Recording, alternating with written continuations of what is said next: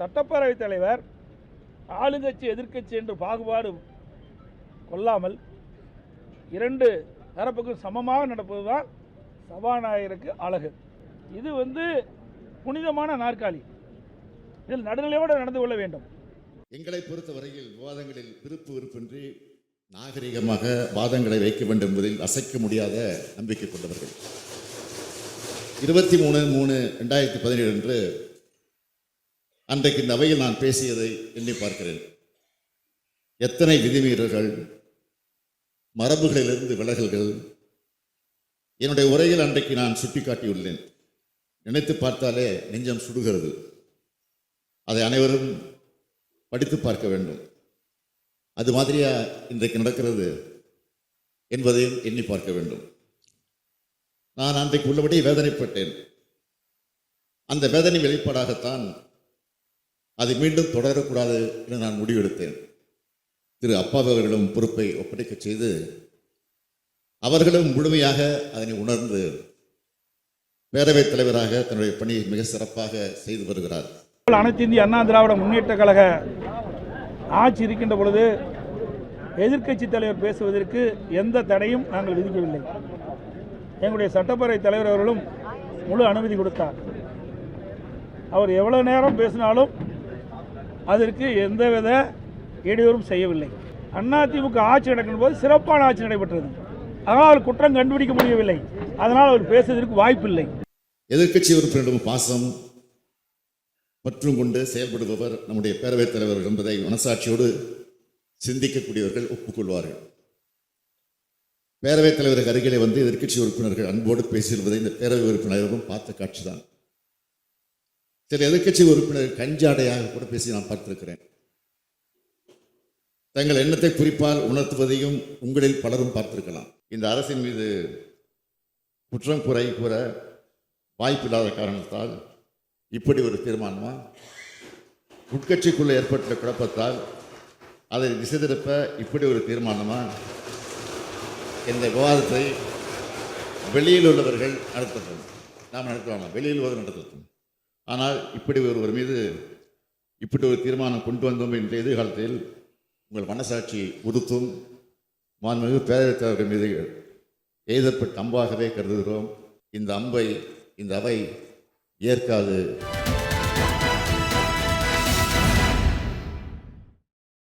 வணக்கம், இது கேள்வி களம். நீண்ட நாட்களுக்கு பிறகு ஒரு நம்பிக்கையில்லா தீர்மானம் பேரவைத் தலைவர் மீது தமிழ்நாடு சட்டமன்றத்தில் முன்மொழியப்பட்டு அது விவாதத்திற்கு ஏற்கப்பட்டு விவாதமும் நடந்து வாக்கெடுப்பும் நடந்து முடிந்திருக்கிறது. பொதுவாக சபாநாயகர்கள் மீதான நம்பிக்கை வாக்கெடுப்புக்கு இரண்டு காரணங்கள் முன்வைக்கப்படும். ஒன்று, எதிர்க்கட்சிக்கு சபாநாயகனுடைய நடுநிலை தன்மை மீது அவர்களுக்கு சந்தேகம் இருக்கும் பட்சத்தில் அது சார்ந்து விவாதித்து அதன் போக்கை மாற்ற முயற்சிக்கலாம், அல்லது அதற்கு ஒரு செக் வைக்கக்கூடிய முயற்சி. எப்படி பார்த்தாலும் நம்பிக்கையில்லா தீர்மானம் தோற்றுவிடும் என்று தீர்மானத்தை கொண்டு வருபவர்களுக்கே தெரியும். என்றாலும் ஏன் கொண்டு வருகிறார்கள் என்பது ஒன்று. அதன்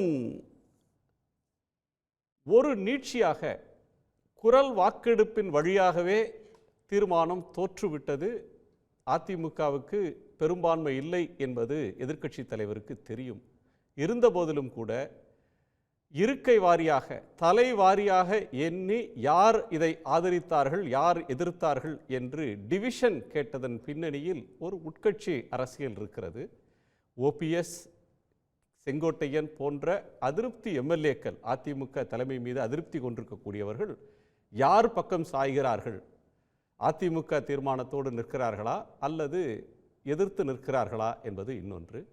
திமுக கூட்டணியினுடைய எல்லா எம்எல்ஏக்களும் சபாநாயகர் அப்பா அவர்களை ஆதரித்து தீவிரமாக பேசி வரிந்து கட்டி கொண்டு ஆதரித்து ஓரணியில் திரண்டிருக்கிறார்கள். இதில் எதிர்பாராத இரண்டு திருப்பங்களும் நடந்திருக்கின்றன. ஒன்று, இந்த தீர்மானத்திற்கு பாஜக பங்கேற்கவில்லை. அவர்களுக்கு மது போராட்டம் ஒரு காரணமாக முன்வைக்கலாம். டாஸ்மாக் எதிர்ப்பு போராட்டம் என்பதை ஒரு காரணமாக கூட அவர்கள் சொல்லலாம். ஆனால் பாட்டாளி மக்கள் கட்சி இந்த விவாதத்திலே பங்கேற்கவில்லை, வாக்கெடுப்பிலே பங்கேற்கவில்லை. இது அதிமுகவோடு அவர்கள் இருக்கிறார்களா இல்லையா, எந்த நிலைப்பாட்டில் இருக்கிறார்கள், இது சார்ந்த விவாதத்திற்கு அது வழிவகுத்திருக்கிறது. நம்பிக்கையில்லா தீர்மானம் எதை சாதித்திருக்கிறது என்று நாம் பேசலாம். நம்மோடு திமுகவினுடைய சட்டமன்ற உறுப்பினர், எழும்பூர் தொகுதியினுடைய சட்டமன்ற உறுப்பினர், வழக்கறிஞர் திரு பரந்தாமன் அவர்கள், அரசியல் விமர்சகர் திரு ஆலூர் திரு ரவீந்திரன் துரைசாமி அவர்கள், விடுதலை சிறுத்தைகள் கட்சியினுடைய துணை பொதுச் செயலாளர், நாகை தொகுதியினுடைய சட்டமன்ற உறுப்பினர் திரு ஆலூர் ஷானவாஸ், அஇஅதிமுக ஆதரவாளர் சொற்பொழிவாளர் திரு புதுக்கோட்டை சீனிவாசன், மூத்த பத்திரிகையாளர் பிரியன் அவர்கள், அனைவருக்கும் வணக்கம். நான் ரவீந்திரன் துரைசாமி அவர்கள்ட்ட கேட்கணும், என்ன சாதிச்சது இந்த தீர்மானம்? பாமக, பாஜக, ஓபிஎஸ், செங்கோட்டையன் எல்லாருக்குமே ஒரு செக் வச்சுட்டாரா திரு எடப்பாடி? அவர் இந்த நம்பிக்கையில்லா தீர்மானம் கொண்டு வரதோட முதல் நோக்கமே அதிமுக தான் திமுகவுக்கு எதிரான கட்சிங்கிற லெவலில் அவருக்கே தெரியும். மெஜாரிட்டி கிடையாது, இன்னும் அதில் எந்த விளைவுகளும் பெருசாக ஏற்பட போவதில்லைன்னு தெரிஞ்சும், இன்னும் சொல்லப்போனால் முதல்வர் இதுவரை உள்ள சபாநாயகரோட நம்ம கம்பேரிட்டிவில் அவரோட இதை தெளிவாகவே தன்னோட ஆர்குமெண்ட்ஸில் முதல்வர் வச்சிருக்கிறாரு. அப்போ இது இபிஎஸ் ஏன் இதை வைக்கிறாருன்னா, அதிமுகவில் ஓபிஎஸ், மனோஜ் பாண்டியன், மற்ற வைத்தியலிங்கம், ஐயப்பன், செங்கோட்டையன் இவங்க அதிமுக காரங்களாக தான் நிற்க முடியும்.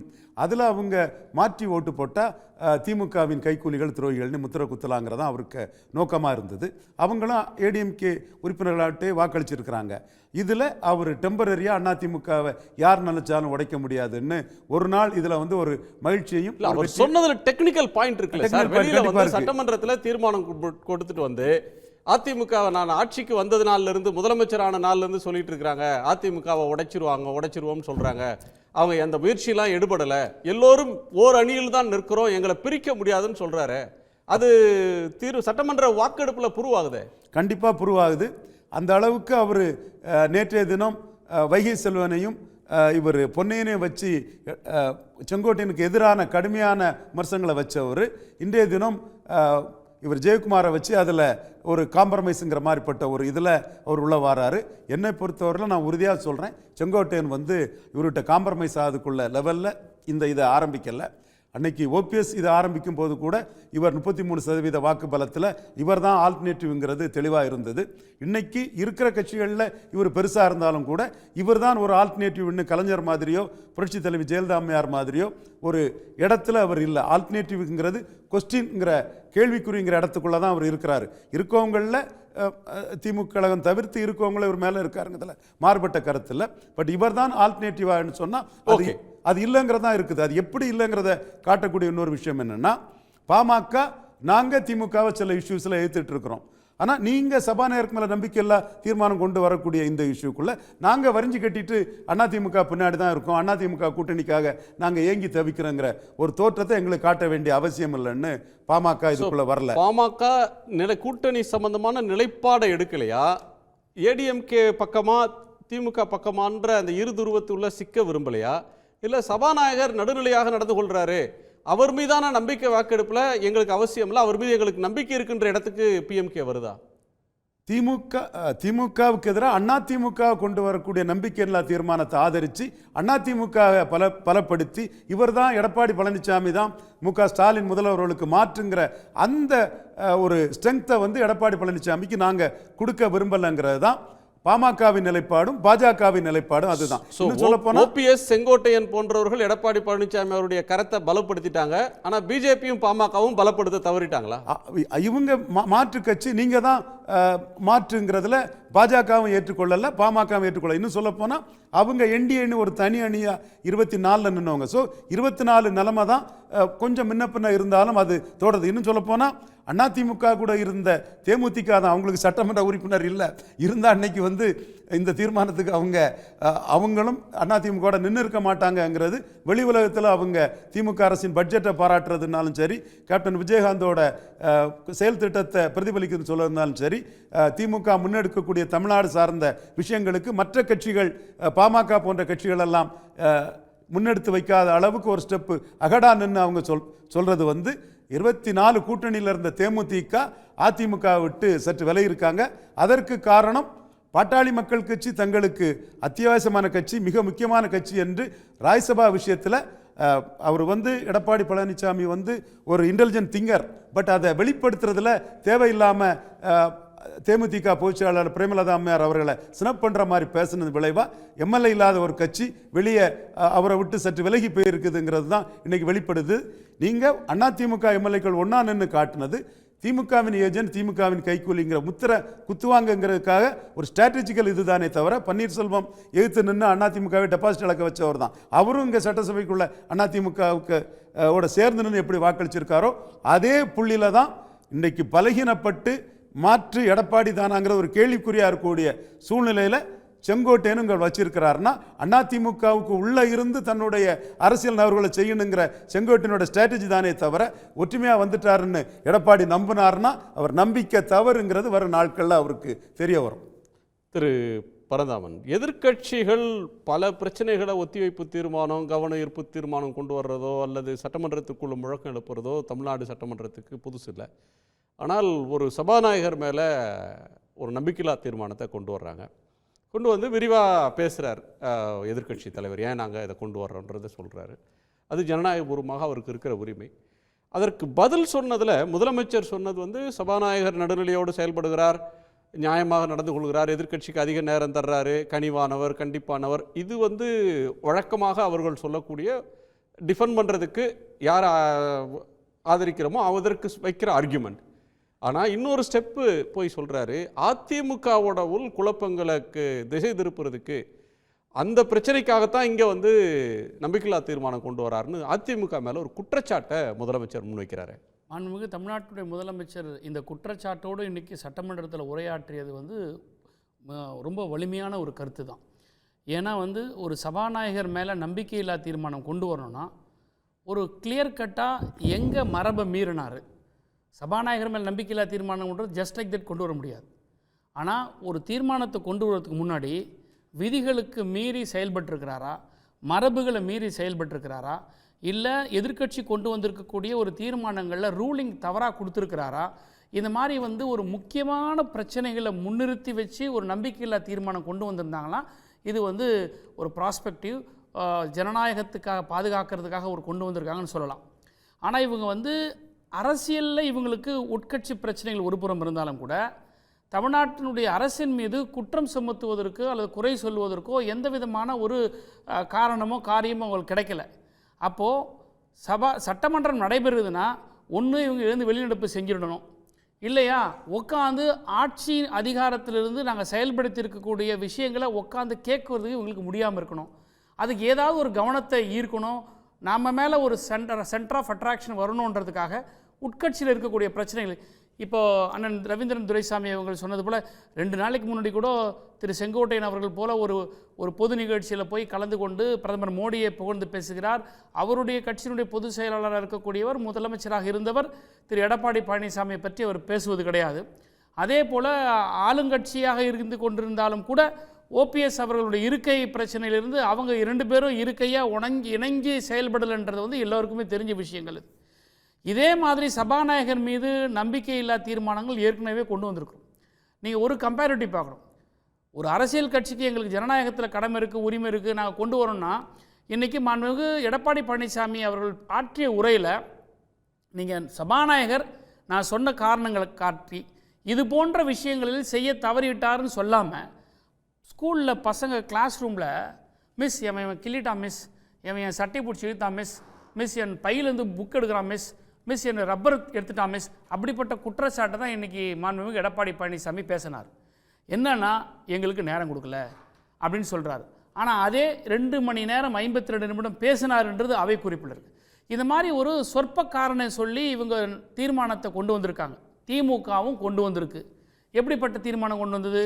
நீங்கள் கூவத்தூரில் கொண்டு போய் அம்மையார் ஜெயலலிதா மறைந்த பிறகு இவங்க சட்டமன்ற உறுப்பினர்லாம் இவங்களுக்கு மாற்றி ஓட்டு போடக்கூடாதுன்றதுக்காக கூவத்தூரில் கொண்டு போய் இவங்களெல்லாம் அடைச்சி வச்சுருந்து அவங்கள அங்கேருந்து டூரிஸ்ட் பஸ்ஸில் கொண்டு வந்து காலையில் சட்டமன்ற வளாகத்தில் இறக்கி விட்டு ஓட்டெடுப்பு நடத்த போகும்போது நீங்கள் குரல் வாக்கெடுப்பு செய்யக்கூடாது, நீங்கள் ரகசிய வாக்கெடுப்பை தான் செய்யணும், இவங்களெல்லாம் இத்தனை நாள் நீங்கள் அடைச்சி வச்சுருக்கீங்க, இன்றைக்கி இதை செய்யக்கூடாது, இன்னொரு நாள் இங்கே இந்த வாக்கெடுப்பை நடத்தணும், அது ஜனநாயகத்தின்படி இது நடக்காது அப்படின்னு மாண்புமிகு அன்றைக்கு எதிர்க்கட்சியாக இருந்த இன்றைய முதலமைச்சர் அவர்கள் இந்த கோரிக்கையை சட்டமன்றத்தில் வைக்கிறாங்க. இதே கோரிக்கையை அன்னைக்கு டிஃபெக்ஷன் மெம்பராக இருக்கக்கூடிய அண்ணன் ஓ பன்னீர்செல்வம் அதை வைக்கிறாங்க. ஆனால் இது நியாயமான ஒரு கோரிக்கை. ஒரு சபாநாயகர்கிட்ட வந்து ஒரு பொறுப்புள்ள எதிர்க்கட்சி என்ன கேட்கும்? ஏங்க ஒரு அரசு தீர்மானத்தை கொண்டு வருது, அவருடைய ஆட்சியே எனக்கு நம்பிக்கை இருக்குன்னு ஒரு தீர்மானத்தை கொண்டு வரும்போது எல்லாரையும் ஒரு இடத்துல அடைச்சி வச்சு கொண்டு வந்து ஓட்டு போட வைக்கும் போது நீங்கள் வந்து குரல் வாக்கெடுப்பு விடக்கூடாது, ரகசிய வாக்கெடுப்புன்றது இந்த இடத்துல சபாநாயகருடைய ரூலிங்கான ஒரு ஸ்பேஸ் இது. ஸோ இந்த இடத்துல சபாநாயகர் மரபை கடைபிடிக்குவதற்கான ஒரு ஸ்பேஸ் இது. ஆனால் அவர் என்ன பண்ணுறாரு? குண்டு கட்ட திமுகவுடைய சட்டமன்ற உறுப்பினரை வெளியேற்றி விட்டுட்டு வெறும் எடப்பாடி பழனிசாமி சட்டமன்ற உறுப்பினர், அவருக்கு ஆதரவாக இருக்கக்கூடிய சட்டமன்ற உறுப்பினரை மட்டுமே அவையில் வச்சு ஒரு தீர்மானத்தை கொண்டு வந்து நிறைவேற்றுறாருன்னா இது முழுக்க முழுக்க சபாநாயகர் பிறட்டாரு, அவர் வந்து மரபை மீறிட்டாரு, விதிகளை மீறிட்டாருன்றது. இங்கே தீர்மானம் கொண்டு வந்தது correct, no confidence motion. Of course எங்களுக்கு அன்றைக்கி மெஜாரிட்டி இல்லை, அது டிஃபீட் ஆகுது. சக்சீட் ஆகுதா டிஃபீட் ஆகுதா விஷயம் இல்லை, ஆனால் என்ன நோக்கத்துக்காக கொண்டு வரணுன்றது தான் முக்கியம். ஆனால் இன்றைக்கி அந்த மாதிரியான நோக்கம் இருக்கா? இன்னைக்கு உள்ள ஒன்று ஒரு விஷயம் டிவிஷன் ஸ்பெசிஃபிக்காக கேட்குறாங்க சார். அதாவது குரல் வாக்கெடுப்புலேயே எண்ணிக்கை தெரியல, டிவிஷன் கேட்குறாங்கன்னாலே யாருக்கு ஓட்டு போட்டாங்க, யார் ஆதரிச்சா யார் ஓட்டு போட்டாங்கன்னு ஸ்பெசிஃபிக்காக தெரியணுன்றக்காக தான் டிவிஷனே கேட்குறாங்க. ஸ்பெசிஃபிக்காக கேட்டது பெர்ஃபெக்டாக ஒரே விஷயம் சார்.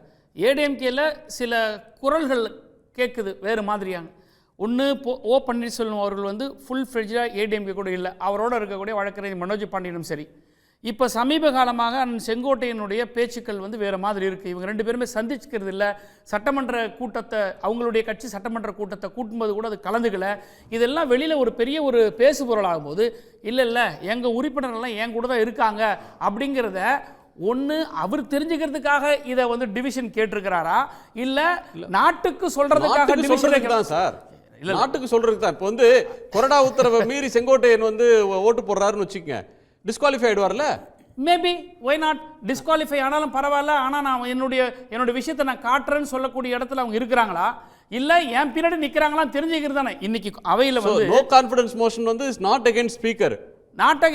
வேற சில பேர் மேல இல்ல கான்ஃபிடன்ஸ் இருக்கா இல்லையா? எடப்பாடி பழனிசாமி மேல கான்ஃபிடன்ஸ் இருக்கா அவங்க கட்சிக்காரங்கன்றது கொண்டு வந்த மோஷனை தவிர it is not no confidence motion against speaker. இட் இஸ் a confidence which they have or not என்ற ப்ரூஃப் பண்றதுக்காக தான் இவங்க கொண்டு வந்த. திரு சீனிவாசன் சாரோட கருத்துக்கலாம். திரு சீனிவாசன், யார் மீதான நம்பிக்கை இல்லா தீர்மானம்? ஓபிஎஸ் செங்கோட்டையன் மீதான நம்பிக்கை இல்லாத தீர்மானமா, இல்ல ஸ்பீக்கர் மீதான தீர்மானமா? இதில் வந்து அதிமுகவை உடைக்க முடியாது அப்படின்னு சொல்கிறாரு.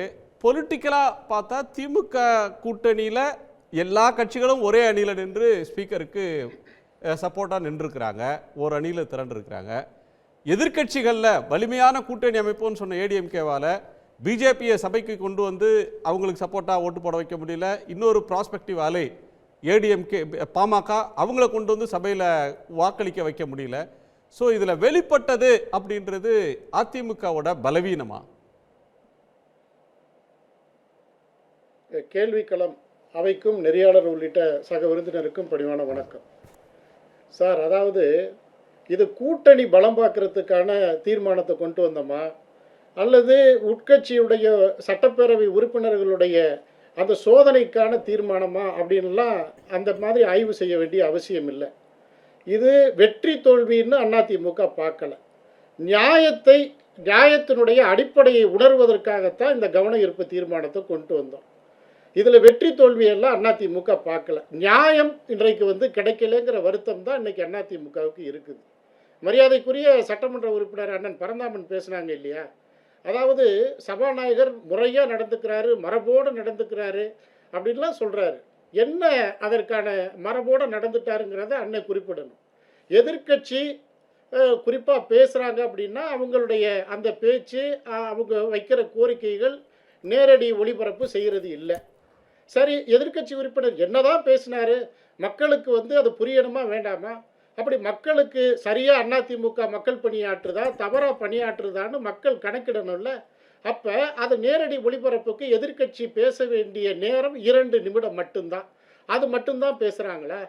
அப்போ எல்லா நேரமும் சபையில் அதிமுக இருக்காமல் வெளிநடப்பு பண்ணிடுறாங்க அப்படின்னா என்ன காரணம்? அப்போ எதிர்க்கட்சிகளை ஒரு புறமும் ஒரு கண்ணில் சுண்ணாம்பு ஒரு கண்ணில் வெண்ணங்கிற மாதிரி முதலமைச்சரும் ஆளுங்கட்சிக்கு மட்டுமே சபாநாயகர் வந்து முக்கியத்துவம் கொடுப்பாரு. அதிமுக உறுப்பினர்கள் பேசுவதை இடைமறித்து அவரே பதில் சொல்லுவார் அப்படின்னா இந்த சபாநாயகர் நடுநிலையோடு நடக்கவில்லைங்கிறதானே பொருள். அப்போ சட்டமன்ற உறுப்பினர் சொல்கிறாங்க மரபு மீறாமல் நடக்கிறாரு, விதிகளின்படி நடக்கிறாரு அப்படின்னா பாஜகவை சேர்ப்பதற்கோ அல்லது பாமக இங்கே வந்து சப்போர்ட் பண்ணுங்கிறதுக்காகவோ அதிமுக இதை செய்யலை. அல்லது உட்கட்சி உறுப்பினர்கள் அதிமுகவுக்கு சரியாக இருக்காங்களா இல்லையான்னு தேர்வு செய்கிறதுக்கு இது நடக்கலை. இது சபாநாயகருடைய ஒரு அராஜகத்தை, அடாவடியை, இதை வந்து மக்களுக்கு தெரிவிக்கணுங்கிற அடிப்படையில் தான் இந்த தீர்மானம் கொண்டு வந்தது. அப்போ இதில் எங்கே இருக்குது உட்கட்சி பிரச்சனை, இதில் எங்கே இருக்குது? அப்போ முதலமைச்சர் முழு பொய்யை சொல்கிறார். இது வந்து எந்தவித நியாயமும் இல்லை. அதிமுக அரசு 120% கடன் வாங்கி வச்சிருந்தது, திமுக ஆட்சி வந்ததுக்கு பிறகு 93% நிறைவேற்றிட்டேன்னு ஒரு பச்சை பொய்யை சொல்கிறார் முதலமைச்சர். எந்த கடனை அடைச்சிங்க, எந்த திட்டங்களுக்காக இந்த கடன்? 4 ஆண்டுகளில் 4.5 கோடி வாங்கிய ஒரே அரசு மெகா அரசு திமுக அரசு. இந்த 4.5 இந்த கோடி நம்பிக்கையில்லா கடன் வாங்கி தீர்மானத்தின் மக்களுக்கு மூலமாக என்ன திட்டங்களை நீங்க ஸ்பெசிபிக்கா கொண்டு கேட்டது திரு சீனிவாசன் சார், ஸ்பெசிபிக்கா 2 பாயிண்ட், அதாவது சபாநாயகர் நம்பிக்கையில்லா தீர்மானத்தை கொண்டு வரும்போது என்னென்ன காரணங்களுக்காக சபாநாயகரை நாங்கள் வந்து ஏற்கலை, அவர் இந்த பதவியில் தொடரக்கூடாது அப்படின்னு சொல்றது லிஸ்ட் அவுட் பண்ணி குற்றச்சாட்டுகளை முன்வைக்கிறது எதிர்க்கட்சி தலைவரோட உரிமை, அவர் செய்திருக்கிறார். இப்போ அதோட அவுட்கம் என்ன அப்படின்னு பார்த்தா டிவிஷன் கேட்குறார், ஒவ்வொரு எம்எல்ஏவும் யாருக்கு ஓட்டு போட்டாங்கன்னு. அதில் வந்து ஒருவேளை திரு செங்கோட்டையன் எதிர்த்து ஓட்டு போட்டார்னா அல்லது ஓபிஎஸ் எதிர்த்து ஓட்டு போட்டார்னா அவங்கள டிஸ்குவாலிஃபை பண்ணிடணும், தகுதி நீக்கம் பண்ணிடணும் அப்படின்ற நோக்கம் அதன் பின்னாடி இருந்துச்சா? பிஜேபியும் பிஎம்கேவும் உங்கள் தீர்மானத்தை பேக் பண்ணலையே, அது எதை காட்டு? இல்லை, அதிமுக உறுப்பினர்களுக்கு பொதுவாக நீங்கள் மரியாதைக்குரிய ஓபிஎஸ்ஸாக இருக்கட்டும், மற்ற அந்த 4 சட்டமன்ற உறுப்பினர்களாக இருக்கட்டும், பேசுவதற்கு வாய்ப்பு நீங்கள் யாருக்குமே கொடுக்கலையே. அப்போ எதிர்க்கட்சி பிரதான எதிர்க்கட்சியாக இருக்கிற அதிமுகவிற்கும் நீங்கள் கொடுக்கல, அதிமுகவிலிருந்து பிரிஞ்சு போன அந்த 4 சட்டமன்ற உறுப்பினர்களுக்கு வாய்ப்பு கொடுக்கலைங்கிற அந்த அடிப்படையில் தான் இந்த அரசினுடைய சபாநாயகர் தீர்மானத்திற்கு ஒன்றா கலந்து செஞ்சது வந்து வாக்களித்தது வந்து இந்த நோக்கத்திற்காகத்தான். மற்றபடி கட்சிக்கு சபைக்கு வெளியே, பேரவைக்கு வெளியிலே நடக்கிற பிரச்சனைகளுக்கும் சபைக்கு என்ன சம்பந்தம்? இதில் உட்கட்சி தகராறு எங்கேருந்து வந்துச்சு? அப்போ முதலமைச்சர் பேசிய வார்த்தைகள் எல்லாம், அவர் சொன்ன சொற்கள் எல்லாமே வந்து முழுக்க முழுக்க அரசியல் தான் பண்ணுறாங்க.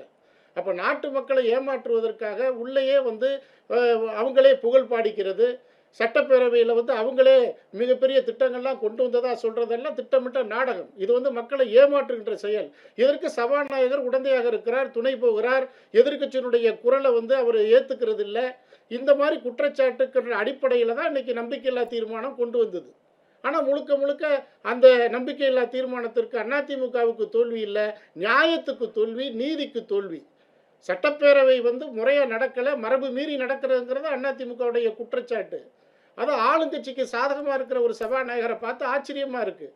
அப்போ மக்கள் பார்க்குறாங்கல்ல, சபை நடவடிக்கைகளை நேரடி ஒளிபரப்பு செய்கிறதில்ல, என்ன நடக்குதுன்னு மக்களுக்கு தெரியாது. அப்போ மக்களுக்கு தெரிவிக்காத எந்த செய்தியையும் எதிர்க்கட்சியும் கேட்கக்கூடாது, பேசக்கூடாது. அப்படி அவங்க கருத்துக்களை சொன்னால் 2 நிமிடம் தான் அந்த காட்சி ஒளிபரப்பப்படுது அப்படின்னு சொன்னால் இதில் எங்கே மரபு இருக்குது, இதில் எங்கே விதி இருக்குது, இதில் எங்கே நேர்மை இருக்குது? அப்போ இது ஒரு சரியான ஆளுங்கட்சிக்கான தந்திர செயல். அதற்கு சபாநாயகர் உடந்தையாக இருக்கிறாரு. அதற்கு அவர் அமைச்சரை எதிர்வரிசையில் வந்து உட்கார்ந்துட வேண்டியதானே? ஒரு நடுநிலையாக இருப்பாருன்ற நம்பிக்கையில் தான் எதிர்க்கட்சி நாங்கள் வர்றோம். அப்போ எதிர்க்கட்சியினுடைய குரலையும் கேட்க மாட்டேன், ஆளுங்கட்சிக்கு சாதகமாக தான் இருப்பேன்னு சொன்னால் இதில் என்ன நியாயம் இருக்குது? இது வந்து ஜனநாயக படுகொலை. இந்த ஜனநாயக படுகொலையை வந்து நடத்துறது சபாநாயகர். அதற்காக அதிமுக குரல் கொடுக்குது. அப்போ அந்த காலத்தில் சில சபாநாயகர்கள் வந்து சொந்த கட்சிக்காரங்க தகுதி நீக்கம் செய்யப்பட்டு மக்களால் தேர்ந்தெடுக்கப்பட்டவங்கள வந்து அதுக்கு அனுப்பின பதவியை பறிச்ச தருணங்களை கூட பார்த்துருக்குறோம். நான் திரு ஆலூர் ஷானவாஸ் அவருடைய கோணத்தை கேட்டு வந்துடுறேன். திரு ஆலூர் ஷானவாஸ், நம்பிக்கையில்லா தீர்மானம் ஒரே நிமிஷம் சார், சொல்லுங்க சார். ஒரே ஒரு நிமிஷம். அதிமுக ஆட்சி காலத்தில் எதிர்க்கட்சிக்கு எவ்வளவு நேரம் கொடுத்தவங்கிறத சபை குறிப்பில் இருக்கு. அதை 2 சட்டமன்ற உறுப்பினர்கள் வந்திருக்கிறாங்க, போய் பார்க்க சொல்லுங்க. அப்ப எதிர்க்கட்சியினுடைய குரலை கூட கேட்கக்கூடாதுன்றது இது என்ன நியாயம்? ஓகே, ஆலூர் ஷானவாஸ், எதிர்க்கட்சி தலைவர் திரு எடப்பாடி பழனிசாமி வந்து சட்டமன்ற வாக்கெடுப்புக்கு பிறகு வந்து சொன்ன 2 கருத்து முக்கியமானது. ஒன்று, அதிமுகவை உடைக்க முடியாது, பல பேர் பேசிட்டாங்க, நாங்கள் ஒன்றா தான் இருக்கிறோம், எங்களை பிரிக்க முடியாதுன்னு பேசின ஒன்று. ரெண்டாவது, இன்னொரு கருத்தை அவர் சொல்லியிருக்கிறார். திமுக கூட்டணியில் இருக்கக்கூடிய கட்சிகள் அவங்க எதிர் வரிசையில் தான் உட்கார்ந்துருக்கிறாங்க. ஆளுங்கட்சின்றது திமுக மட்டும்தான். தோழமை கட்சியோ கூட்டணி கட்சியோ எல்லோரும் சட்டமன்றத்துக்குள்ளே வந்துட்டா அவங்க எல்லாம் கூட எதிர்கட்சிகள் தான். அவங்க நம்பிக்கையில்லா தீர்மானத்துக்கு ஆதரவாக நிற்காம சபாநாயகருக்கு ஆதரவாக பேசினதுன்றது வருத்தமாக இருக்குது. அவங்க எதிர்கட்சியாக செயல்படலை அப்படின்னு ஒரு கோணத்தை கூட்டணி கட்சிகளை பார்த்து அவங்கள வலிந்து ஆதரிக்கிறாங்க அப்படின்னு உங்களை விமர்சிக்கிறாரு. இந்த ரெண்டுக்கும் உங்களுடைய கருத்து?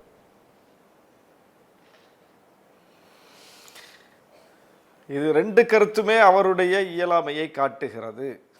ஒன்று, அதிமுகவை உடைக்க முடியாது அப்படின்னு சொல்கிறார். அதிமுகவை உடைக்க முடியாதுன்னு யாருக்கு சொல்கிறாரு? பிஜேபிக்கு தான் சொல்கிறார்.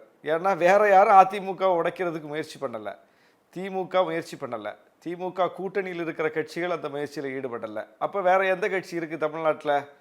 அதிமுக கூட்டணியில் இருந்த கட்சிகள் வேற யாராவது அதிமுக உடைக்க முயற்சி பண்ணுறாங்களான்னா அவங்களும் இல்லை. இருப்பது பாஜக மட்டும்தான். பாஜக தான் முயற்சி செய்கிறது. இப்போதும் செங்கோட்டையன் மோடியை புகழ்ந்து பேசி கொண்டிருக்கிறார், எடப்பாடியின் பெயரை சொல்ல தவிர்க்கிறார். அப்போ அது எங்கே போய் நிற்கிதுங்கிறது நல்லா தெரியும். பிஜேபி ஆதரவு தளத்தில் உள்ளவர்கள் மேடையில் தான் செங்கோட்டையன் ஏறி இதெல்லாம் பேசிக்கிட்டு வர்றார். அப்போது முழுக்க முழுக்க முழுக்க அதிமுகவுக்குள் ஒரு பிரிவினையை ஏற்படுத்தியது பிஜேபி, ஓபிஎஸ்ஐ பிரித்து எடுத்தது பிஜேபி. இப்போ ஓபிஎஸ் எடப்பாடிக்கு ஆதரவாக செயல்படுங்கன்னு பிஜேபி சொல்லாமல் இன்னைக்கு அவையில் ஓபிஎஸ் இப்படி ஒரு முடிவு எடுத்திருப்பாரா? அவர் எல்லாவற்றையும் மோடிட்ட கேட்டு செயல்படக்கூடியவர். அப்போ அவர் இன்னைக்கு எடப்பாடிக்கு ஆதரவான நிலைப்பாட்டை அவைக்குள்ளே எடுக்கிறாரு. இவ்வளோ நாளாக அவைக்கு வராதவர் இப்போ வர்றாரு அப்படின்னாலே அதெல்லாம் பெரிய செய்திகள் இருக்குது. அப்போ முழுக்க முழுக்க முழுக்க அது பிஜேபிக்கு சொல்லப்பட்ட மெசேஜ் என்று தான் பார்க்கணும்.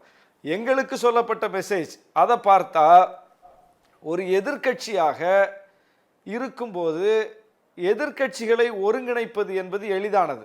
ஏன்னா ஆட்சிக்கு எதிரான மனநிலை இருக்கும் மக்கள்கிட்ட, ஆட்சியில் இருப்பவர்களை எதிர்த்து கொள்கை அடிப்படையில், கருத்தியலின் அடிப்படையில், பிரச்சனைகளின் அடிப்படையில் எல்லாரையும் ஒன்று சேர்ப்பது என்பது எளிதான ஒன்று. அப்படி இருக்கும்போது அதை திமுக எதிர்க்கட்சியாக இருந்து மிக சிறப்பாக செய்தார்கள். ஆனால் இன்றைக்கு எதிர்க்கட்சியாக இருக்கக்கூடிய எடப்பாடி ஆளும் கட்சியான திமுகவை எதிர்த்து அப்படி ஒரு அணி சேர்க்கையை செய்திருக்காரான்னு பார்த்தா இல்லை. ஏற்கனவே அவரோடு சேர்ந்தவர்களாவது அவர்களோடு இருக்கிறாரான்னு பார்த்தா இல்லை. இன்னைக்கு தேமுதிகவுடைய கருத்தெல்லாம் திமுக ஆதரவு கருத்தா வந்துகிட்டு இருக்கு பார்க்கிறோம். தேமுதிக திமுக கூட்டணியில் இருக்கிற கட்சி இல்லை, இருந்த கட்சி இல்லை. அதிமுக கூட்டணியில் இருக்கக்கூடிய கட்சி, அது திமுக ஆதரவு நிலைப்பாடு எடுத்து பேசக்கூடிய ஒரு காட்சியை 2-3 நாட்களாக பார்க்கிறோம். பிஜேபி பிரிஞ்சு போயாச்சு, தமாக பிஜேபி கூட போயிட்டாங்க. அதிமுக கூட்டணியில் இருந்த கட்சிகள், பாமக இன்றைக்கு அவைக்கே வரல. இவர் எங்களை பார்த்து சொல்றாரு, அவரோடு கூட்டணியில் இருந்த கட்சிகளை இன்னைக்கு அவருக்கு பக்கம் நிக்கலையே. திமுக எதிர்ப்பு தானே பாமகவின் நிலைப்பாடு. எங்களுக்கு திமுக எதிர்ப்பு நிலைப்பாடு கிடையாது, நாங்கள் திமுக கூட்டணியில் இருக்கிறோம். காங்கிரஸோ, விசிகாவோ, கம்யூனிஸ்டுகளோ, மதிமுகவோ, மனிதநேய மக்கள் கட்சியோ, இன்றைக்கு வேல்முருகன் அவர்களோ எல்லாருமே திமுக கூட்டணியில் இருக்கக்கூடிய கட்சிகள். நாங்கள் கூட்டணி நிலைப்பாட்டை எடுக்கிறோம். ஆனால் அதிமுக கூட்டணியில் இருந்த கட்சிகள் என்ன ஆச்சு? இன்னைக்கு அவங்க திமுக எதிர்ப்பு பேசிட்டு தானே இருக்காங்க. பாமக திமுக எதிர்ப்பு பேசுது, பாஜக திமுக எதிர்ப்பு பேசுது, அதிமுக திமுக எதிர்ப்பு பேசுது. அந்த ஒரு புள்ளியிலாவது இன்றைக்கு அவைக்குள்ள அதிமுக எடுத்த நிலைப்பாட்டுக்கு அவங்க போயிருக்கணும்ல. ஆனா பிஜேபியும் அவையில காணும், பாமகவையும் அவையில காணும். தன்னந்தனியாக கைவிடப்பட்டிருக்கிறார் எடப்பாடி. அவர் அதிமுக உறுப்பினர்களை வைத்து தான் இன்னைக்கு அந்த நிலைப்பாட்டுக்கு வர வேண்டிய ஒரு நெருக்கடிக்கு தள்ளப்பட்டிருக்கிறார். அப்போ அவரால் எதிர்க்கட்சிகளை ஒருங்கிணைக்க முடியவில்லை, தன்னோடு இருந்த கூட்டணி கட்சிகளை கூட தக்க வைத்துக் கொள்ள முடியவில்லைங்கிறது அவர் பிரச்சனை. அவர் எங்களை சொல்ல வேண்டிய அவசியம் இல்லை. நாங்க எதுக்கு இவர் கிழிக்கிற கோட்டுக்கு போனோம்? சபாநாயகர், பேரவைத் தலைவர் அவர்கள் அவைக்கு குந்தகம் ஏற்படக்கூடிய வகையில் எதுவும் நடக்கலை. இன்னும் சொல்ல போனால் எங்களுடைய வருத்தம் என்னன்னா, அதை இன்னைக்கு மார்க்சிஸ்ட் கம்யூனிஸ்ட் கட்சியினுடைய சட்டமன்ற குழு தலைவர் அண்ணன் நாகை மாலி அதை சுட்டி காட்டினார். 2 கண்கள் என்று சபாநாயகர் சொல்றாரு. ஒரு கண் ஆளும் கட்சி, இன்னொரு கண் எதிர்கட்சி என்று. நடுவில் நாங்கள் கூட்டணி கட்சி இருக்கோம் கொஞ்சம் பேர், எங்களையும் கொஞ்சம் பாருங்க அப்படின்னு சொல்லி அவர் சொன்னார். அதுதான் உண்மை. என்னன்னா, ஆளுங்கட்சிக்கு நேரம் ஒதுக்கப்படுகிறது, எதிர்கட்சிக்கு ஆளுங்கட்சியை விட அதிகமான நேரம் ஒதுக்கப்படுகிறது. கூட்டணி கட்சிக்கு தான் குறைவான நேரம் ஒதுக்கப்படுதுங்கிறது தான் நாங்கள் வைக்கக்கூடிய அவையில் எங்களுடைய முறையீடே, எங்களுடைய வருத்தமே அதுதான். கூட்டணி கட்சிகளுக்கு பெல் அடிச்சிடுறீங்க சீக்கிரம், நாங்கள் வந்து அரசுக்கு ஆதரவான கருத்தை பேசும்போது கூட எங்களுக்கு வந்து மணி அடிச்சு சீக்கிரம் முடிங்கன்னு சொல்லக்கூடிய ஒரு நிலை இருக்குது என்று நாங்கள் வருந்திக்கிட்டு இருக்கோம். இப்படி இருக்கும்போது இன்றைக்கு கூட அவை குறிப்பிலே சொல்லப்பட்டது, ஆளுங்கட்சிக்கு 25 விழுக்காடு என்கிற அளவுக்கு நேரம் கொடுக்கப்பட்டிருக்குது, 48 விழுக்காடு எதிர்க்கட்சிக்கு கொடுக்கப்பட்டிருக்குது அப்படின்னு சொல்லி இன்னைக்கு அவை குறிப்பில் பேரவைத் தலைவர் அந்த அவை நடவடிக்கைகள் எப்படி அமைஞ்சுது அப்படின்னு சொல்லி இதற்கு முந்தைய அவை குறிப்பு நடவடிக்கைகளை பற்றி ஒரு குறிப்பு சொன்னார். அந்த அளவுக்கு எதிர்க்கட்சிக்கு நேரம் கொடுக்கப்படுகிறது. குறிப்பாக எதிர்க்கட்சி தலைவர் மிக நீண்ட நேரம், அதாவது மதிய உணவு நேரத்தையெல்லாம் கடந்து 3 மணி 4 மணி ஆனாலும் கூட எல்லோரும் இருந்து எதிர்க்கட்சி தலைவர் பேசுவதை கேட்கிறார்கள். முதலமைச்சர் இருந்து பதில் சொல்லுகிறார். ஆனால் முதலமைச்சர் பதில் சொல்லும் போது எதிர்க்கட்சி தலைவர் என்னைக்காவது உட்கார்ந்துருக்காரா? அவங்க டேம் முடிஞ்ச உடனே பேசி முடிச்சுட்டு கிளம்பிடுவாங்க. இதுதான் அவைக்கு அவர்கள் கொடுக்கிற மரியாதையா? என்னைக்காவது இவர் வைத்த குற்றச்சாட்டுக்கு முதலமைச்சர் பதிலுரை சொல்லும் போது எடப்பாடி இருந்து கேட்டார், அதிமுக உறுப்பினர்கள் இருந்து அதை எதிர்கொண்டார்கள், அதை கேட்டாங்கன்னு சொல்லுங்க பார்ப்போம்.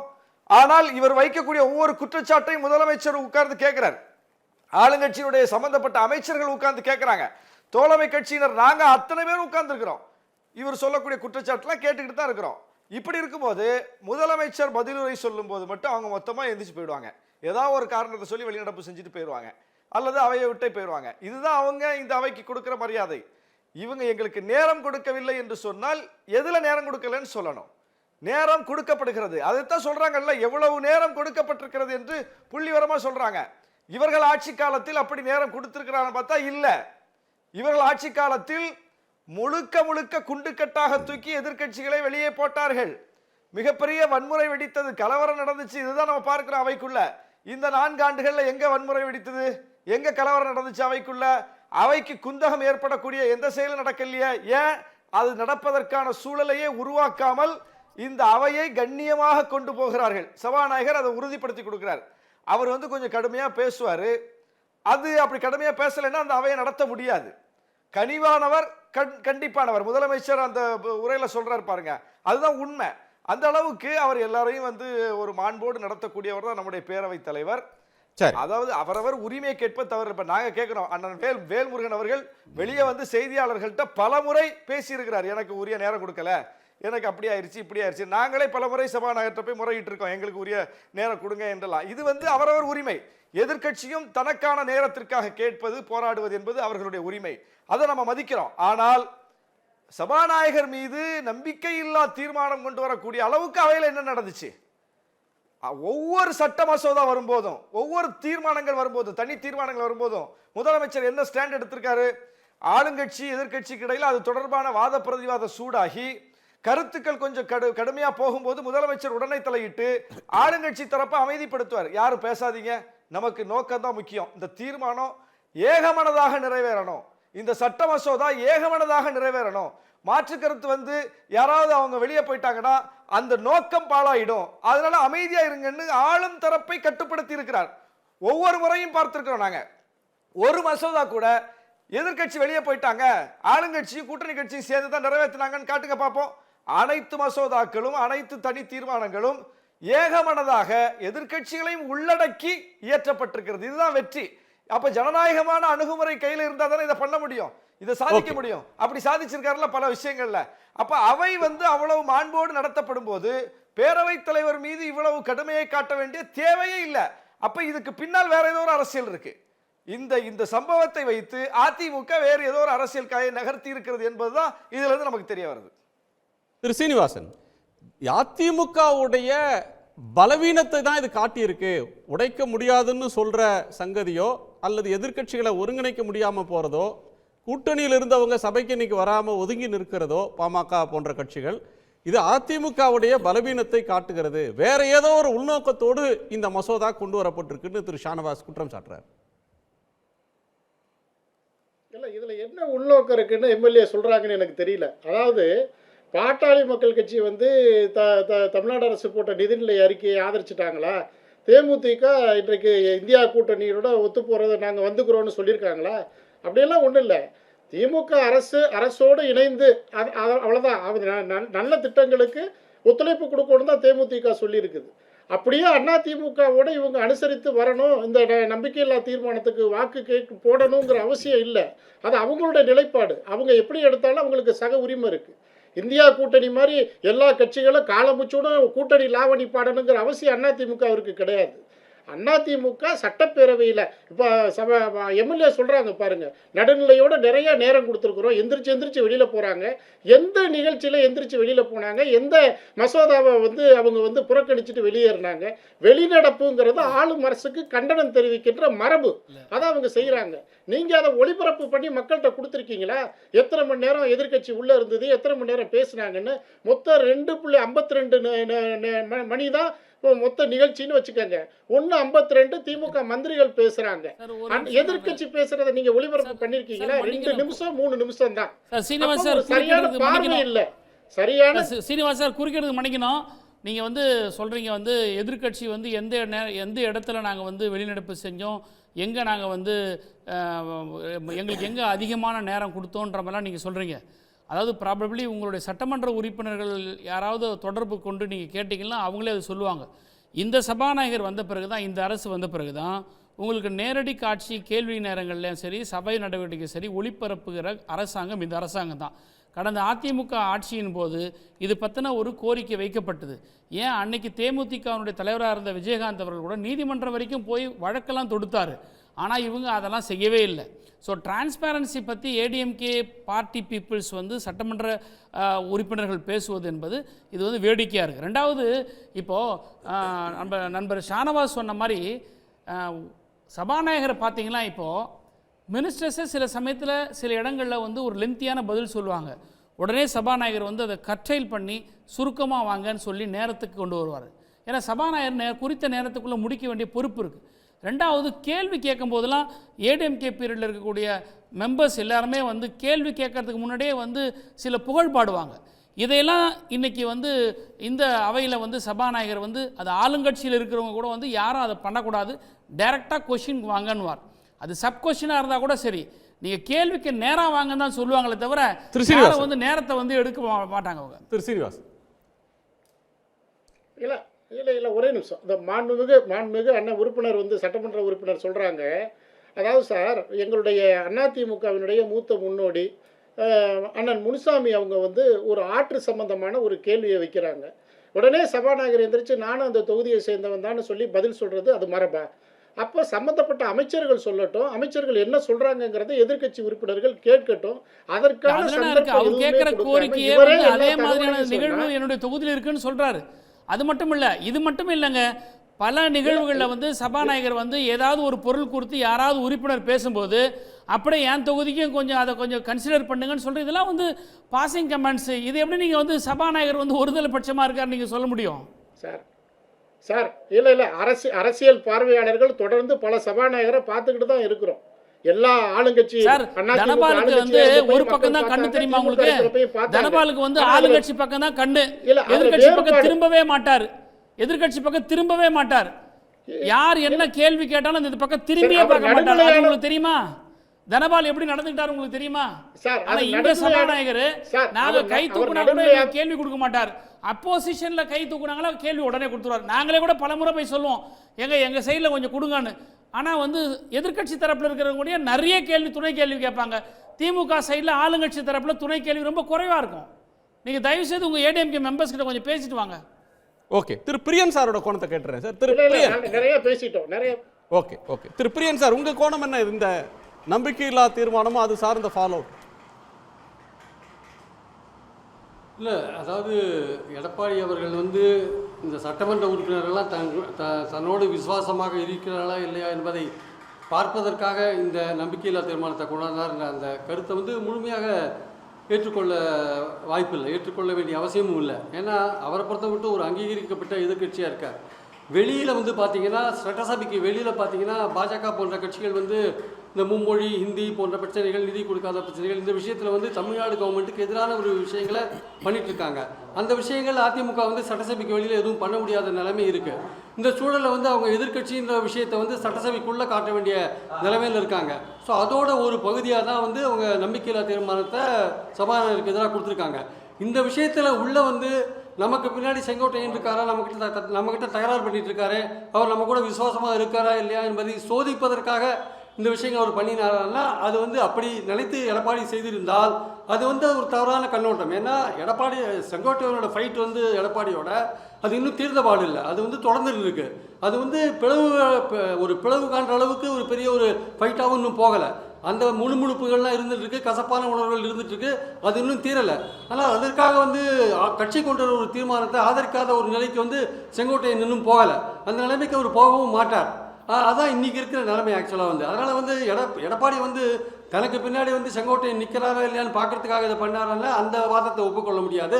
அதே சமயம் சட்டசபைக்கு வெளியில் வந்து ஒரு எதிர்கட்சியாக ஃபங்க்ஷன் பண்ண முடியாத இருக்கிற எடப்பாடி அவர்கள் சட்டசபைக்குள்ளே அந்த ஆப்பர்ச்சுனிட்டி யூஸ் பண்ணிவிட்டு ஒவ்வொரு சட்டமன்ற கூட்டத்தொடரையும் நீங்கள் பார்த்தீங்கன்னா தெரியும், ஏதோ ஒரு காரணத்தை சொல்லி அவர் வந்து பண்ணிட்டு இருக்காரு. ஏன்னா வெளியில் சரியாக எதிர்கட்சியாக பர்ஃபார்ம் பண்ண முடியாத லெவலில் இருக்கிறத நம்ம பார்க்குறோம். ஸோ இப்போ செங்கோட்டையனுடைய பிரச்சனை தீர்ந்து போச்சானா அது தீரலை. அதுக்கு பின்னாடி பாஜக இருக்கா, பாஜக செங்கோட்டையனை தூண்டி விட்டுதா, இந்த மாதிரி பல விஷயங்கள் இருக்கலாம். ஆனால் பாஜக செங்கோட்டையனை தூண்டி விட்டா கூட எடப்பாடி வந்து பாஜகவையும் சமாளிப்பார். இது வந்து உட்கட்சி பிரச்சனை, நீங்கள் தலையிடாதீங்கன்னு அந்தளவுக்கு அவரும் பாஜகவோட நெருக்கமாக தான் போயிட்டு இருக்கிறத நம்ம பார்க்குறோம். எனக்கு தெரிஞ்சு ஒரே ஒரு விஷயம் சார், செங்கோட்டையன் வந்து ஒரு பிளவு ஏற்படுத்துகிற அளவுக்கு கட்சியில் ஒன்றும் பண்ண மாட்டார். எடப்பாடிக்கு எதிராக ஒரு பெரிய குரூப் வெளியில் வரதுக்காகவோ இல்லை ஒரு குரூப் வந்து எதிர்க்கிறதுக்கான வாய்ப்போ தற்சமயத்துக்கு இல்லை. ஆக்சுவலாக வரப்போகிற 26 தேர்தலில் எடப்பாடி எப்படி வந்து அவர் வந்து செயல்படுறாரு, எப்படி வந்து கூட்டணி அமைக்கிறாரு, எப்படி வெற்றியை காமிக்கிறாரு இல்லை தோல்வியை காமிக்கிறார், அதை பொறுத்து தான் அவருடைய தலைமை இருக்கும், அதை பொறுத்து தான் கட்சியோட எதிர்காலம் இருக்குமே தவிர அதுவரை இந்த கட்சியில் யார் வந்து பிரச்சனை பண்ணாலுமே அவர்கள் வந்து பெரிய அளவுக்குலாம் பிரச்சனை பண்ண மாட்டாங்க. இப்போவே சமாதான பேச்சுவார்த்தைகள் போயிட்டு இருக்கிறத நம்ம பார்க்குறோம். செங்கோட்டையன் வந்து கண்டிப்பாக வந்து எந்த விதமான ஒரு பெரிய ஒரு பிளவுக்கு காரணமாக அவர் அமைகிறதுக்கான வாய்ப்பும் கிடையாது. அதனால அந்த விஷயம் வந்து இதே மாதிரி ஒரு கசப்போட தான் போயிட்டு இருக்கும். செங்கோட்டையன் இப்போ அதிருப்தியை நான் வீழ்வேன் என்று நினைத்தாயோ அப்படின்லாம் சொல்றாரு. யாரு சொல்றாரு? அதிமுகவை உடைக்க முடியாதுன்னு எடப்பாடி பழனிசாமி அவர்கள் ஒரு செய்தியை சொல்றாரு. நான் வீழ்வேன் என்று நினைத்தாயோன்னு அவர் அதுக்கு முன்னாடி 2 நாளைக்கு முன்னாடி அவர் சொல்றாரு. சங்கேத மொழியில பேசுற மாதிரி இருக்க. இல்லை, அது வந்து செங்கோட்டையனுக்கும் சேர்த்து தான் சொல்கிறாரு, பாஜகவுக்கும் சேர்த்து தான் சொல்கிறாரு. அவர் அந்த மெசேஜெல்லாம் 2 பேருக்கும் சேர்த்து தான் சொல்கிறார். அதிமுகவை உடைக்கிறது நீங்கள் யாரை வச்சு ஆளை வச்சு உடைச்சாலும் சரி, செங்கோட்டையன் விஷயம் உடைச்சாலும் சரி, வேறு யாரை வச்சு உடைச்சாலும் சரி உடைக்க முடியாது. அது உடைக்க முடியாதுன்றது உண்மை தான் சார். அதாவது எடப்பாடி மேலே எல்லாரும் ரொம்ப திருப்தியாக இருக்காங்கன்னா எடப்பாடி மேலே அதிமுக யாருமே எல்லோருமே திருப்தியாக இருக்காங்கன்னு நான் சொல்ல மாட்டேன். எடப்பாடி மேலே பலவிதமான அதிருப்திகள் இருக்குது. ஆனால் தற்சமயத்துக்கு வேறு வழி இல்லாமல் எடப்பாடி பின்னால் அணிவகுக்க வேண்டிய நிலையில் அதிமுக இருக்குது. எடப்பாடிக்கான ஃபைனல் கால் வந்து 26 தேர்தல் தான். அதுவரையும் அவர் கூட ஒட்டின்னு இருப்பாங்க எல்லாருமே. அந்த ஃபைனல் காலில் வந்து அவர் ஃபெயில் ஆனார்னா அப்போ தான் அவருக்கு வந்து ஃபைனலாக அவரை விட்டு அவரை என்ன பண்ணுறதுன்னு அப்போ தான் கட்சி தீர்மானிக்குமே தவிர அதுவரையும் தீர்மானிக்காது. ஸோ பாமக பாஜகவை பற்றி நீங்கள் கேட்டீங்க. பாஜகவோட என்டிஏ கூட்டணியில் இருக்கிற பாமக அது வந்து இன்னைக்கு கலந்துக்காதல ஆச்சரியம் இல்லை. பாஜகவே கலந்துக்காத இருக்கும்போது அது கலந்துக்காதுக்கிறதுல ஆச்சரியம் கிடையாது. அதே சமயம் பாமகவோட சமீப காலமாக வந்து அதிமுக ஒரு நெருக்கத்தை ஏற்படுத்துறதை நம்ம பார்க்குறோம். அப்பொழுது என்னென்ன உறுதிமொழிகள் கொடுக்கறதா இருக்காங்க, அந்த மாதிரி விஷயங்கள்லாம் பேசப்பட்டிருக்கலாம். ஆனால் இப்போ உடனேவே அதை நம்பி அதிமுக ஆதரிக்கிற நிலைக்கு பாமக வரல. பிகாஸ் எடப்பாடி வந்து கொடுத்த வாக்குறுதிகளை எப்படி மீறுவார் என்பதற்கு சமீபத்திய உதாரணம் தேமுதிக. அந்த விஷயத்தில் மாநிலங்களை உறுப்பினர் விஷயத்தில் பார்த்தோம் நம்ம. அதனால் நம்ம வந்து எடுத்த உடனே அதிமுக ஆதரிக்கிற அந்த போக்கை கையாள வேண்டாம். அதே சமயம் சபாநாயகரை பொறுத்த மட்டும் அவர் நடுநிலையாக இருக்காரோ இல்லையோ அவங்க பார்வை எப்படி இருந்தாலுமே நம்ம இந்த சிக்கலில் போய் நம்ம மாட்டிக்க வேண்டாம் அப்படின்ற எண்ணத்தில் பாமக இருக்காங்க. எடப்பாடி அவங்க நம்பல, இன்னும் பேச்சுவார்த்தை நடந்துருக்கே தவிர முழுசா அவங்க நம்பல.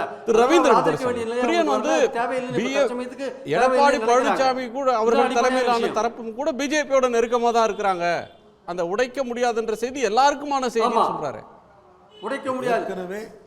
செங்கோட்டையன் வந்தா கூட செங்கோட்டை சார் ஒரு நிமிஷம் குணா சார் ஒரு நிமிஷம் குணா சார் சொல்லுங்க சார் சொல்லுங்க ஒரே நிமிஷம். அதாவது செங்கோட்டையனுக்கு பின்னாடி பிஜேபி பேக்கிங் இருக்குது. ஒரு செங்கோட்டையன் அதிமுக 2ஆ பிளந்துருவார் 3ஆ பிளந்துருவாருலாம் சிலர் சொல்கிறாங்க, சில அரசியல் விமர்சகர்கள்லாம் சொல்கிறாங்க. பட் எனக்கு தெரிஞ்ச வரையும் வந்து செங்கோட்டையன் அந்த அளவுக்குலாம் போக மாட்டார். அவர் வந்து எடப்பாடி திருந்தி நடக்கணும், எடப்பாடி வந்து என்னை மதிக்கணும், எடப்பாடி வந்து இப்போ சீனியர்ஸை மதிக்கணும், எடப்பாடி வந்து கட்சியை வந்து கட்டுக்கோப்பாக கொண்டு போகணும், எடப்பாடி வந்து கட்சியை ஒற்றுமையாக்கணும், எடப்பாடி கட்சியை பலமாக்கணும், இதுதான் ஒரு நோக்கமாக இருக்கே தவிர இப்போ அவருக்கு எதிராக வதந்திகள் கிளப்பி விட ஆரம்பிச்சிட்டாங்க எடப்பாடி தரப்பில். அவரோட பையனுக்கு வந்து மாநிலங்களவை உறுப்பினர் கேட்குறாங்க, அவருக்கு எதிராக ஒரு குரூப் வந்து எடப்பாடி குரூப் வந்து அவருக்கு எதிரான பிரச்சாரத்தை ஆரம்பிச்சிருக்காங்க. ஆனால் எப்படி இருந்தாலுமே அந்த பாஜகவையே சமாளிக்கிற அளவுக்கு எடப்பாடி வந்து பாஜகவுடன் நெருக்கமாக தான் இருக்கார். அதனால செங்கோட்டையன் தற்சமயத்துக்கு ஒன்றும் பண்ண முடியாது. அவரும் வந்து எடப்பாடியோட தான் செயல் பண்ண வேண்டிய கட்டாயத்தில் இருக்காரு. 26 தேர்தல் தான் அதை முடிவு பண்ணும். அவருடைய வெற்றி தோல்வி தான், எடப்பாடியோட வெற்றி தோல்வி தான் அதிமுகவோட எதிர்காலத்தையும் எடப்பாடி தலைமையையும் நிர்ணயம் செய்யும். 26 தேர்தலை எப்படி சந்திக்க போறாங்கன்றதானே அதை விட பெரிய கொஸ்டின். யாரோட சேர்ந்து சந்திக்க போறாங்க, எவ்வளவு பெரிய கூட்டணி, யார் லீட் பண்ண போறாங்க, இப்படி பல விடை தெரியாத கேள்விகள் இன்னும் இருக்கு. திரு ரவீந்திரன் நேரடியாவே சொல்லிடுறேன், என் நண்பர் மதிப்புக்குரிய பாசத்துக்குரிய நண்பர் சசிகலாவை தான் பாஜக நம்புன்னு சொல்லிட்டு இருந்தாரு. நாம இல்லைன்னு சொன்னோம், அதை பெருந்தன்மையை அவர் ஒத்துக்குவார் நம்புறோம். அதே மாதிரி இப்பொழுதும் நம்பகத்தன்மையற்ற எடப்பாடி பழனிசாமியை பாஜக தலைமை நம்ப மாட்டாங்க. 2024 மோடி பிரதமர்னு வரக்கூடிய எலெக்ஷன், அதுல வந்து எடப்பாடி பழனிசாமி 330 சீட்டு ஜெயிப்பார், 3வது முறையும் பிரதமராக வருவார்னு சொன்ன மதிப்பிற்குரிய ஐயா எதிர்க்கட்சி தலைவர் எடப்பாடி பழனிசாமி அவர்கள் கூட்டணிக்கு வராமல் டிமிக்கி கொடுத்தாரு. ஜன்னல் திறந்திருக்கு, கதவு திறந்திருக்குன்னு டெல்லி பாஜக இறங்கி வந்தும் அதை பண்ணார். டெல்லி பாஜக இறங்கி வரும்போது 22 முன்னாள் எம்எல்ஏக்களை சேர்த்து அதையும் தடுத்தார் அண்ணாமலை. அது இன்னொரு உள்கட்சி அரசியல். இன்னைக்குள்ள சூழ்நிலையில் நடக்கிறது சட்டமன்ற தேர்தல். திருமதி இந்திரா காந்தி அம்மையார் 1971 கலைஞர் கருணாநிதிட்ட எங்களுக்கு எம்பி சீட்டு மட்டும் போதும், எம்எல்ஏ வேண்டான்னு சொல்லி கூட்டணி வச்சாங்க. நேஷனல் பார்ட்டிஸ் வந்து மக்களவை தேர்தலை தான் கவனம் செலுத்துவாங்க. 26 சட்டமன்ற தேர்தலுங்கிறது அவர்கள் வந்து தங்களை 29 பலப்படுத்துறதுக்கு தான். நம் தமிழ்நாட்டில் எல்லாத்துக்குமே தெரியும், இன்னைக்கு திமுக அரசுக்கு எதிராக அண்ணாமலை பெரிய போராட்டம் நடத்தினால் கூட சில மாதங்களுக்கு முன்னாடி மோடி அமைச்சர்கள் 2வது இருக்கக்கூடிய ராஜ்நாத் சிங் கலைஞர் நினைவிடத்துக்கு வந்தார்.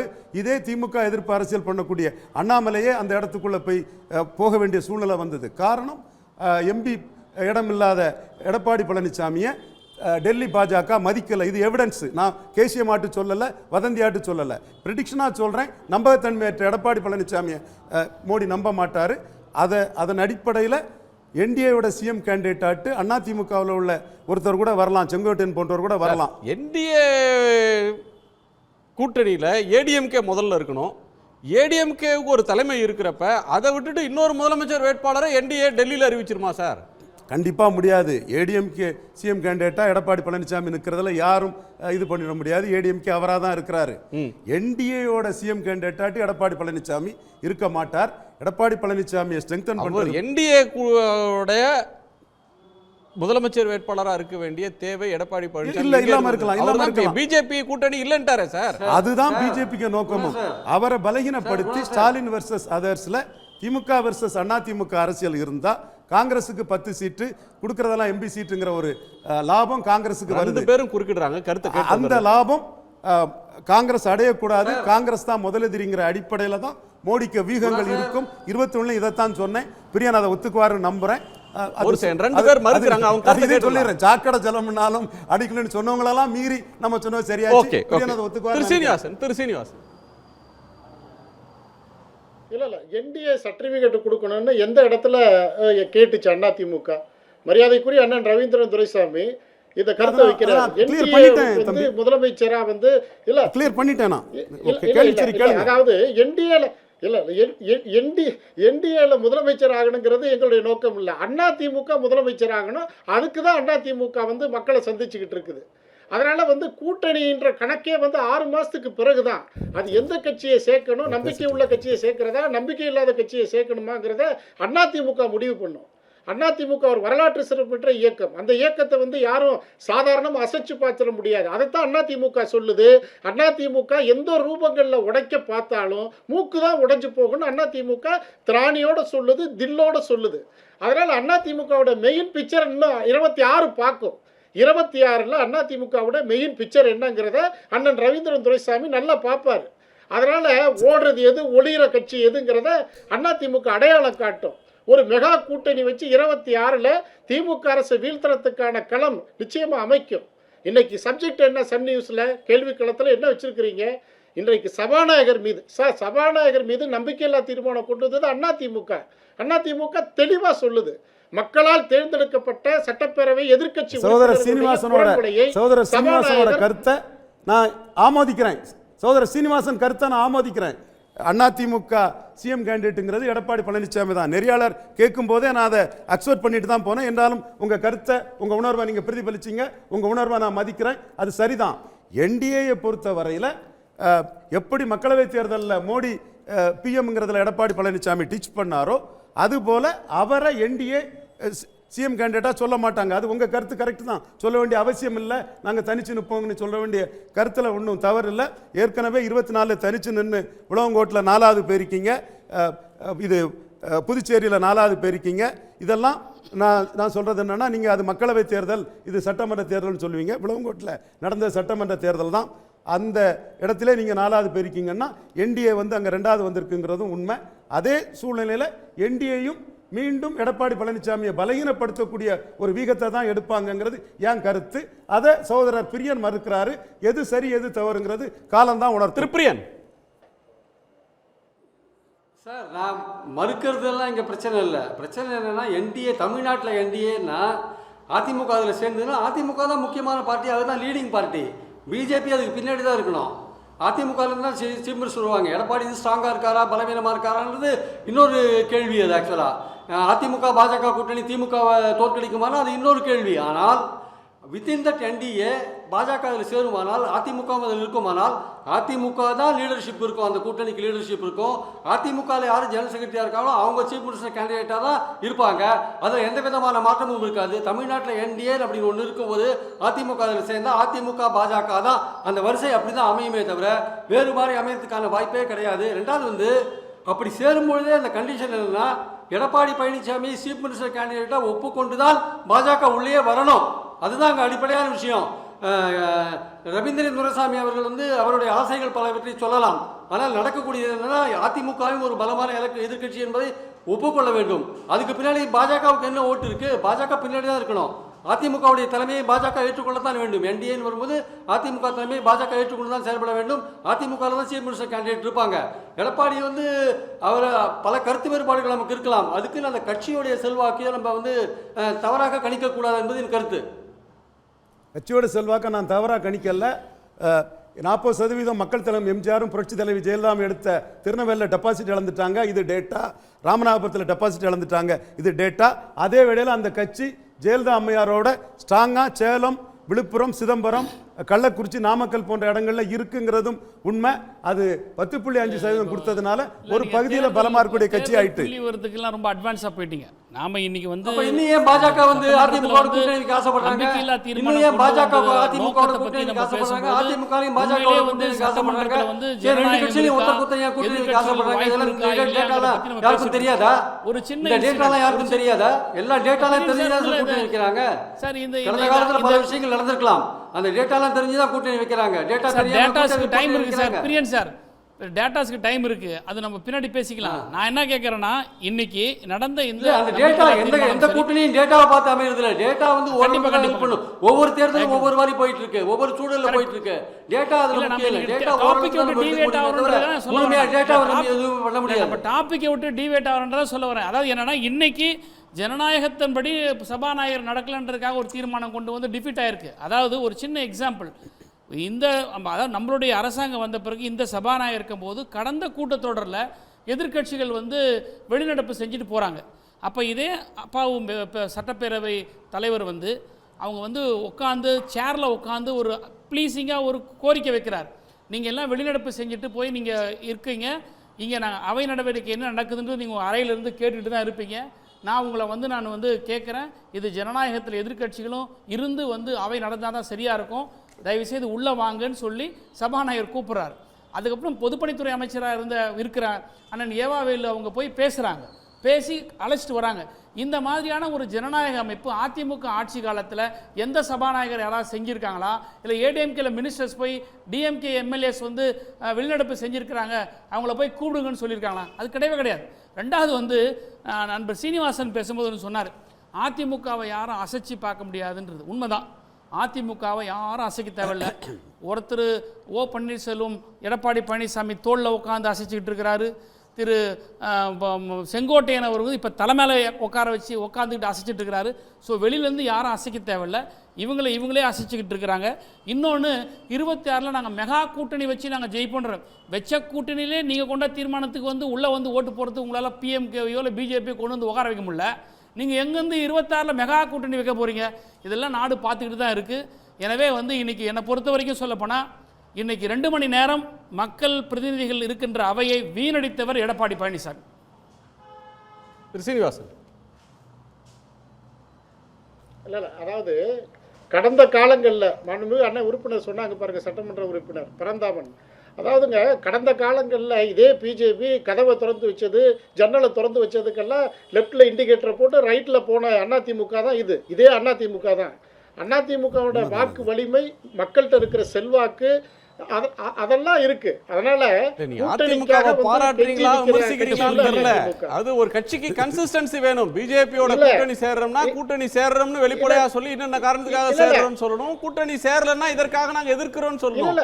லெஃப்ட்ல இண்டிகேட்டர் போட்டு ரைட்ல போறதெல்லாம் சென்னை சிட்டில ஆட்டோ ஓட்டுறதுக்கு ஒண்ணா ஓகே. அரசியல்ல அதுக்கு வந்து நம்பகத்தன்மை இருக்குமா? ஒரு இடைவேளைக்கு பிறகு நம்ம பேசலாம் திரு சீனிவாசன். ஒரே ஒரு இடைவேளைக்கு பிறகு பேசலாம். அதிமுகவை யாராலும் உடைக்க முடியாது, நாங்கள் ஒற்றுமையாக இருக்கிறோம் என்று திரு எடப்பாடி பழனிசாமி அவர்கள் கூறியிருப்பது எதற்கு காட்டுகிறது அப்படின்னு ஒரு கேள்வியை நேர்மையை வைத்திருக்கிறோம். ஒரு இடைவேளைக்கு பிறகு அந்த விடையோடு நாம் விவாதிக்கலாம்.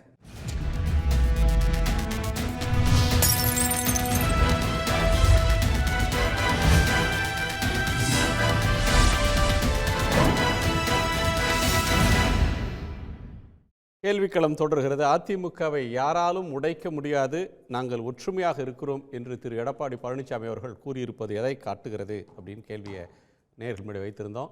உட்கட்சி பூசலை சமாளிப்பதற்காக இவ்வாறு பேசுகிறார் என்று 66% பேரும், எதிர்க்கட்சிகளை எதிர்ப்பவர்களை எச்சரிப்பதற்காக என்று 13% பேர், ஒரு வழக்கமான அரசியல் பேச்சு என 21% பேர். திரு ஆலூர், உங்கள் நிறைவு பார்வை.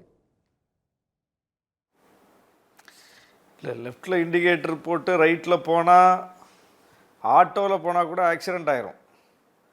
எந்த பக்கம் இண்டிகேட்டர் போடுறோமோ அந்த பக்கம் தான் வண்டியை திருப்பணும். மாறா வண்டியை திருப்பினோம்னா விபத்து ஏற்பட்டுவிடும். அப்படி ஒரு விபத்து தான் இன்றைக்கு அதிமுகவுக்கும் ஏற்பட்டிருக்கிறது, பாமகவுக்கும் ஏற்பட்டிருக்கிறது, தேமுதிகவுக்கும் கூட ஏற்பட்டிருக்கிறது. ஒரு கொள்கை அடிப்படையில் ஒரு அணியை தேர்வு செய்யாமல், ஒரு நீண்ட தூர பயணத்தை நடத்தாமல், கடைசி வரையிலும் யாரோடு கூட்டணி என்பதை உறுதிப்படுத்தாமல், தேர்தலுக்கு ஒரு சில வாரங்களுக்கு முன்பு போய் ஒரு கூட்டணியில் கையெழுத்து போடுவது, அதற்கு முன்பு வரை எல்லா கூட்டணியோடும் பேரம் பேசுவது என்கிற அடிப்படையில் இயங்குகிற கட்சிகள் மக்களால் நிராகரிக்கப்பட்டிருக்கின்றன. தமிழ்நாட்டு மக்கள், அரசியல் விழிப்புணர்வு உள்ள மக்கள், யார் மக்கள் பிரச்சனைகளை எடுத்து ஒருமித்த கருத்தோடு நீண்ட நாள் பயணிக்கிறார்களோ அவர்களோடு நிற்க வேண்டும் என்பதை மக்கள் பல முறை நிரூபித்திருக்கிறார்கள். அதிமுகவிடம், குறிப்பாக எடப்பாடி அவர்களிடம் 2 நாட்களுக்கு முன்னால் செய்தியாளர்கள் கேட்டபோது கூட, பாஜக அணி குறித்து கேட்டபோது கூட, பாஜக கூட்டணி குறித்து கேட்கப்பட்ட போது கூட, அப்படி ஒரு உறவே இனி சாத்தியமில்லை, கதவு மூடப்பட்டு விட்டது என்று அவர் கதவை மூடவில்லை. அவர் என்ன சொல்கிறார், எங்களுக்கு ஒரே எதிரி திமுக தாங்க, மற்ற எல்லாம் டிசம்பரில் பார்த்துக்கலாங்க அப்படிங்கிறார். அப்போது பாஜக கதவையும் அவர் திறந்து வைத்திருக்கிறார், மீண்டும் திறந்து வைத்திருக்கிறார் என்பது அதிலிருந்து புலனாகிறது. பாமகவும் அப்படி தான் சொல்கிறாங்க. அப்போ இப்படிப்பட்ட கட்சிகள் தான் இப்போது ஒரே அணியில் சேரக்கூடிய வாய்ப்பு இருக்கிறது. பாஜகவும் அதிமுகவோட கூட்டணி சேர மாட்டோம்னு சொல்லலை. அப்போ இப்படிப்பட்ட கட்சிகளால் மக்கள் நம்பிக்கையை பெற முடியாது. அதிமுக இன்னைக்கு சந்திக்கிற மிகப்பெரிய சிக்கல் இதுதான். நன்றி.